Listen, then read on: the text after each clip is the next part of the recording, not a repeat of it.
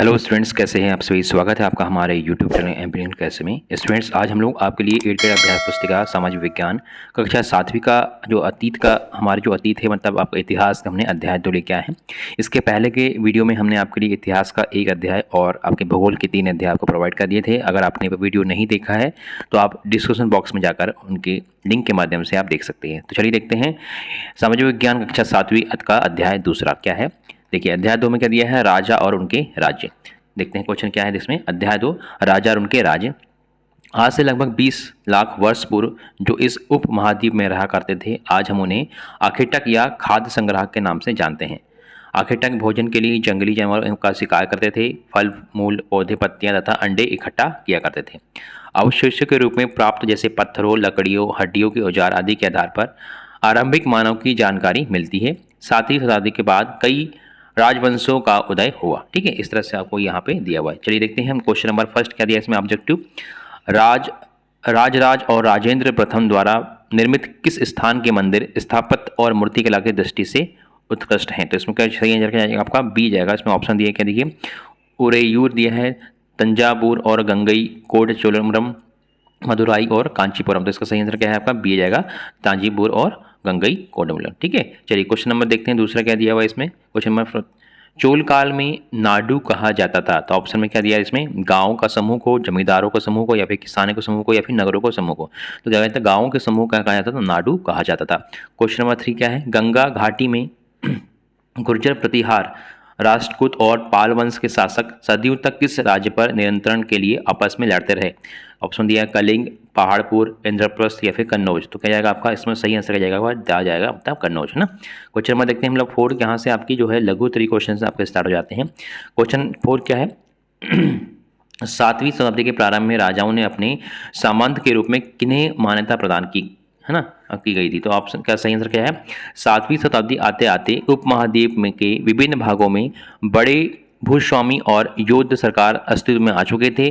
राजा लोग प्रायः उन्हें अपने मातहत या सामंत के रूप में मान्यता देते थे। इस तरह से आपका आंसर हो जाएगा। क्वेश्चन नंबर 5 क्या दिया, देखिए चालुक्य राजाओं की हराहर चालुक्य राजाओं को हराकर दंती दुर्ग द्वारा किए गए अनुष्ठान का विवरण लिखिए। ठीक है, इसमें आप क्या लिखेंगे आंसर, 8वीं सदी के मध्य में एक राष्ट्रकूट प्रधान दंती दुर्ग ने अपने चालुक्य के स्वामी की अधीनता के से इनकार कर दिया, उन्हें उसे हराया और हरण गर्भ, सोने का गर्भ जिसे बोलते हैं, नामक एक अनुष्ठान किया। यह अनुष्ठान ब्राह्मणों की सहायता से संपन्न किया जाता था। यह आपका चालुक्य राजाओं को हराकर, जो इसका आंसर है आप देख सकते हैं। क्वेश्चन नंबर 6 क्या देखें, चौहान शासकों का राज्य विस्तार किन किन क्षेत्रों में था। तो चौहान शासकों का राज्य विस्तार दिल्ली, अजमेर के आसपास और क्षेत्र पर था। ठीक है, इन्होंने पश्चिम और पूर्व की ओर अपने नियंत्रण क्षेत्र का विस्तार करना चाहा था। इस तरह से इसका आप आंसर नोट कर सकते हैं अपनी 8 ग्रेड अभ्यास पुस्तिका में। क्वेश्चन नंबर 7 देखिए क्या है, कल्हड़ द्वारा कश्मीर के राजाओं का इतिहास लिखने के लिए किन स्रोतों का उपयोग किया गया। तो क्या आंसर लिखेंगे आप, कल्हड़ द्वारा कश्मीर के राजाओं का इतिहास लिखने के लिए शिलालेखों, दस्तावेजों, प्रत्यक्षदर्शियों के वर्णनों और पहले के इतिहास समेत अनेक तरह के स्रोतों का इस्तेमाल किया गया। क्वेश्चन नंबर 8 क्या देखें, गंगा घाटी के कन्नौज नगर को लेकर किस वंश के शासकों के बीच लंबे समय तक संघर्ष होता रहा और क्यों। ठीक है, तो गंगा घाटी के कन्नौज नगर के लिए कौन कौन से जो वंश थे उन शासकों के बीच में लड़ाई हुई, ये झगड़ा हुआ। तो देखिए, गंगा घाटी के कन्नौज को लेकर गुर्जर, प्रतिहार, राष्ट्रकूट और पाल वंशों के शासकों के बीच लंबे समय तक संघर्ष होता रहा, क्योंकि वे एक दूसरे के क्षेत्रों को अपना नियंत्रण करना का प्रयास कर रहे थे। ठीक है, चलिए क्वेश्चन नंबर 9 क्या देखिए, चोल शासक की सभा की सदस्यता के लिए क्या अर्हता थी। मतलब चोल शासक का अगर सदस्यता चाहिए सभा की तो क्या उनको उनकी रिक्वायरमेंट होती थी। देखिए इसमें क्या आंसर लिखेंगे, चोल शासन में सभा की सदस्यता के इच्छुक लोगों को ऐसी भूमि का स्वामी होना चाहिए जहां से भू राजस्व वसूला जाता है। उनके पास अपना घर होना चाहिए। उनकी उम्र 35 से लेकर 70 वर्ष के बीच होना चाहिए और उन्हें वेदों का ज्ञान होना चाहिए। ये चोल शासक की सभा का सदस्य बनने की क्या थी, रिक्वायरमेंट थी या अर्हता थी। क्वेश्चन नंबर 10 देखते हैं क्या है, चोल वंश द्वारा किस प्रकार सत्ता प्राप्त की गई। तो इसका आंसर आप क्या लिखेंगे, कावेरी डेल्टा में मुट्रियार नामक प्रसिद्ध एक छोटे से मुखिया परिवार की सत्ता थी।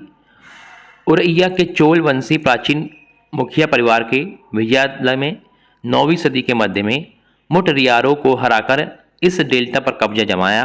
इस प्रकार चोल वंश द्वारा सत्ता प्राप्त की गई। ठीक है, क्वेश्चन नंबर 11 का देखिए क्या है क्वेश्चन 11। चोल राजाओं के समय विकसित स्थापत्य एवं मूर्तिकला की विशेषताएं लिखिए। तो जो चोल शासक थे, जो चोल राजा थे, उनके समय में जो भी मूर्तिकला स्थापित की गई थी उसके बारे में आपको बताना है।